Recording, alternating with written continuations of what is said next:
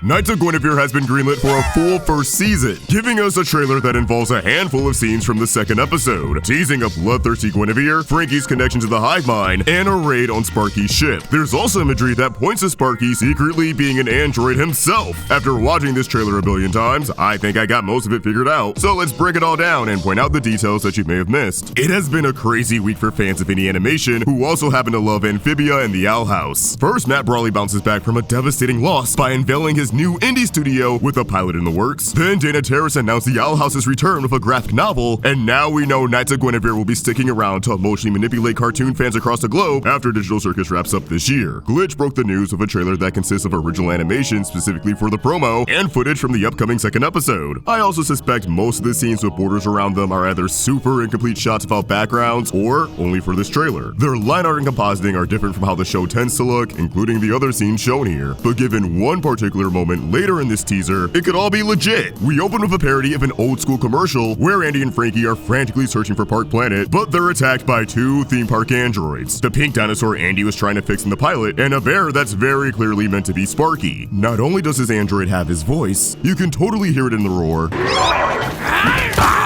but he's also missing an eye. He even has the same hairstyle with a streak of gray. This tells me that Sparky will remain an obstacle for Frankie to overcome in the series, even if they won't always be at odds with one another. Like how they're in cahoots right now to get Gwen Zero fixed up, despite having different end goals in mind. It's telling that Frankie sees Sparky as a bear due to the years of abuse she's endured under his supervision. He's no stranger to getting physical with her, and even pulls out her teeth as a form of discipline. Despite her bravery, Frankie is still fearful of Sparky, making their implied family dynamic all the more complicated. Andy's obstacle is a bit more abstract. The failure to launch a successful career in the tower is looming over her. She feels inadequate as an engineer, someone who wants to make it on her own, but really works best when she's able to bounce off of others. This definitely isn't the best thing to grapple with when you're trying to fix up a broken Guinevere and are about to be on the run from authorities, but it's definitely going to make for some good drama and development. These two attacking the duo on their hunt for Park Planet also emphasizes how this wonderland is more than a theme park for them. It's their key to a happy life. It's always been Frankie's dream to become an engineer in the park, working with her BFF, while Andy, at this point, is just trying to secure the bag so that she can live more comfortably. She's over the dream job aspect of working at Park Planet. Of course, the things they want isn't actually what they need. What they want seems eager to kill them.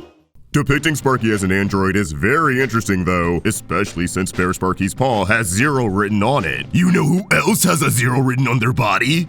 My mom! The janked up Gwen that Frankie and Andy are trying to fix. You picking up what I'm putting down? I believe this promo is alluding to what will be one of the first major revelations in the story, that Sparky is an android. Wouldn't that make everything about him click into place? It explains why he has such a strong disdain for the park, why he's aware of all the messed up shit that goes on in the tower, why he's familiar enough with android physiology to sell him by the parts. It's easy to dismiss Sparky as just another citizen of M7 who's up to some shady dealings. But what if that's just a cover for the truth, that he's a Park Planet android who broke free from the corporation's propaganda? He's somehow escaped and is now living on the surface. Blending in is just another cog in the machine who's trying to get by. Hell, maybe he's even one of Olivia's old androids like Gwen Zero. Maybe his original body was that of a bear. Or maybe he was intended to be the first android who looks like a human. Maybe he was designed to become a new vessel for Orville, who wanted to cheat death by placing his body in the mind of an android. Being an android would also explain why Sparky doesn't want Frankie to get involved with the park. He's seen what goes on in there through a lens no one else can, but he knows those are secrets that he's better off taking to the grave. Once again, it makes the relationship between these two all the more complicated. Princess Gwen swoops in and informs the girls that if Frankie and Andy want to find Park Planet, they just have to follow along with her magic song, plunging us into a montage. One that's accompanied by the Park Planet theme song that has some pretty on-the-nose lyrics, namely, "Don't be down, don't be blue." She's not just talking about being sad, she's also referring to blue lung, the disease that's taking over M7 and even causing babies to be born blue. The lyrics are warning that if you're turning blue, you're probably cooked. We have Gwen Zero waking up after being rebooted by Frankie and Andy, which will likely lead to the scene from the first teaser where she's freaking out as her tentacle-like appendages destroy the lab. Given the expression of this close-up, Gwen looks as if she's recalling something, maybe a memory tied to Olivia, which could be the catalyst for her meltdown. Andy looks disgusted and uncomfortable as blood is pouring down in front of her. The stream of blood looks like it's being drained from something or someone. Given that it appears Andy Frankie is either still in the lower labs or inside Sparky's boat, I suspect she's not in any immediate danger, but is still definitely unsettled because she's watching someone feed Gwen Zero blood. The Gwen narrating the pilot referred to the androids as machines who run on fear and blood. There's no reason to assume this was figurative. Gwen Zero may truly need blood to function and run properly in the same way cars and other machines need oil. It may be the last step in booting her back up or recovering her strength. Think Devils and Chainsaw Man, if you know ball. But where is the blood coming from? Are we looking at an M7 blood drive, or are we sacrificing the weak to make room for the strong? The answer is neither of those, but still something shown in the trailer. The blood's coming from King Arthur's corpse. While they could leave this android behind in the lower labs and just let the authorities find it, I think it's more in Frankie and Andy style to dissect the bugger a bit, take some parts and intestines back to both study and also keep Gwen well fed. I'm sure Sparky would be salivating over how much money he could get for a slice of that Arthur pie too.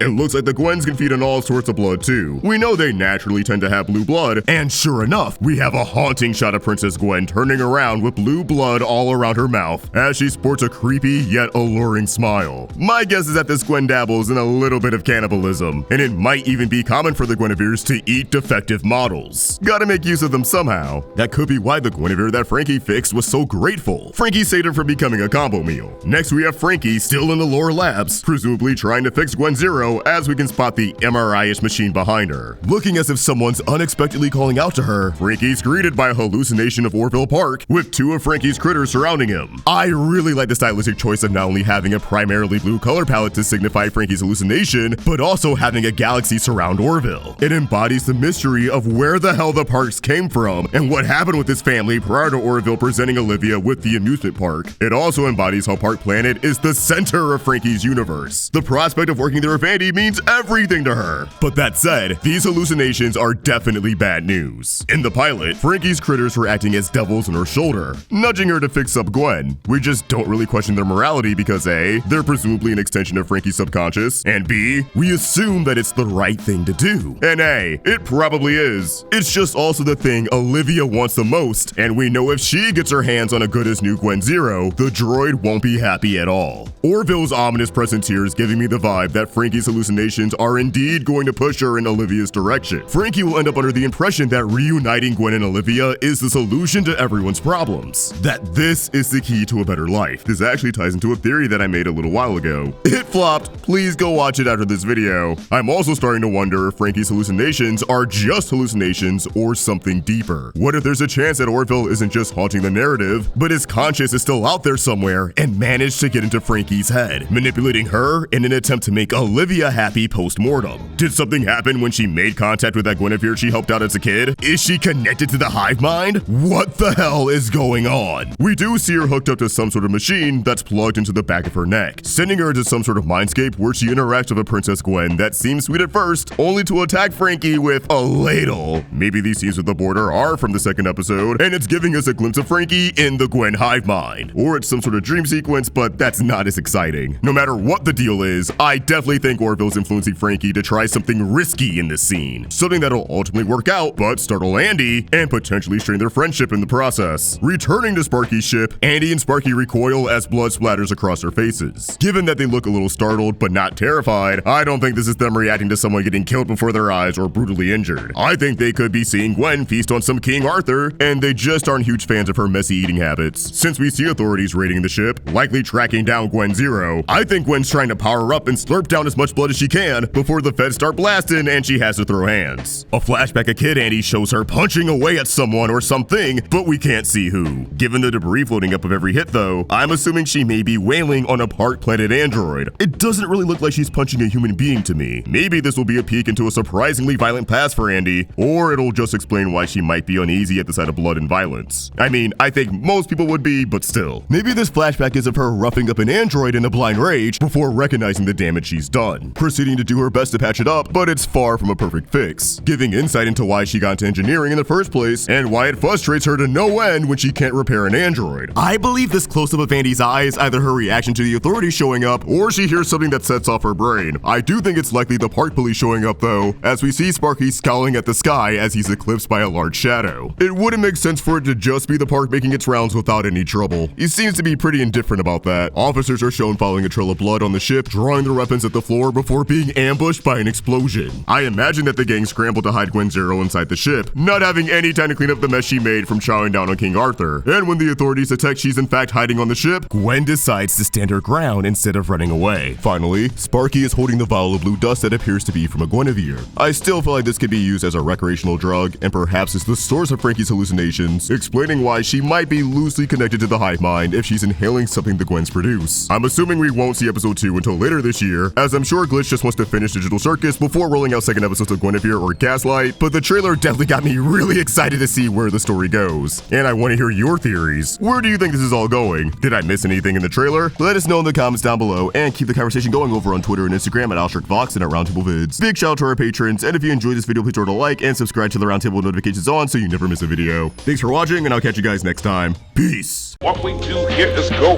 back. Need something to throw on while you draw, study, or sleep? Roundtable Rewind's got you covered. So why not take a stroll down memory lane and subscribe? No one can tell me what to do. See you there.